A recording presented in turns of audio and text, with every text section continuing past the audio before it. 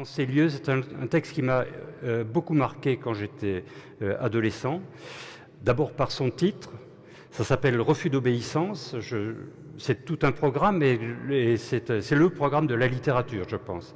Et c'est ce que m'ont appris les livres aussi, refuser d'obéir. Et puis il raconte son histoire, qui est celle d'un soldat de la guerre de 14. Il en a été beaucoup question ici. C'est à la fois poignant, plein de colère. Et j'avais envie de le lire parce que les livres, ça n'est pas seulement ces histoires qui nous emportent et que nous aimons tant, c'est aussi une façon de communiquer aux autres et de partager des sentiments furieux parfois, splendides, et notamment cette colère contre la guerre. Je ne peux pas oublier. Je ne peux pas oublier la guerre. Là, ça marche. Je ne peux pas oublier la guerre, je le voudrais. Je passe des fois 2 jours ou 3 sans y penser, et brusquement je la revois, je la sens, je l'entends, je la subis encore, et j'ai peur. Ce soir est la fin d'un beau jour de juillet, la plaine sous moi est devenue toute rousse, on va couper les blés, l'air, le ciel, la terre sont immobiles et calmes.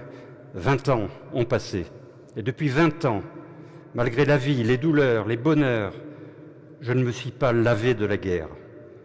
L'horreur de ces 4 ans est toujours en moi. Je porte la marque. Tous les survivants portent la marque.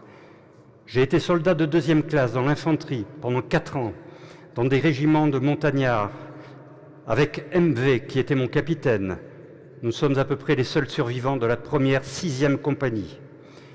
Nous avons fait les Éparges, Verdun-Vaux, Noyon, Saint-Quentin, le chemin des Dames, l'attaque de Pinon, Chevrillon, le Kemmel.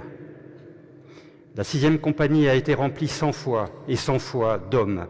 La 6e compagnie était un petit récipient de la 27e division, comme un boisseau à blé.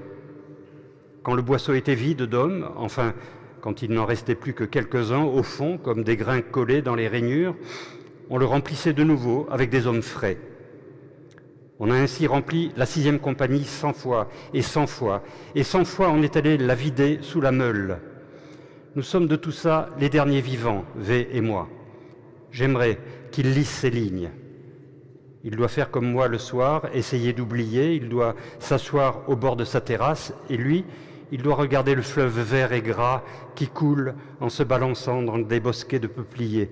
Mais tous les 2 ou 3 jours, il doit subir comme moi, comme tous. Et nous subirons jusqu'à la fin. Je n'ai pas honte de moi.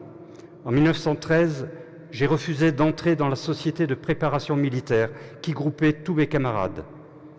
En 1915, je suis parti sans croire à la patrie. J'ai eu tort.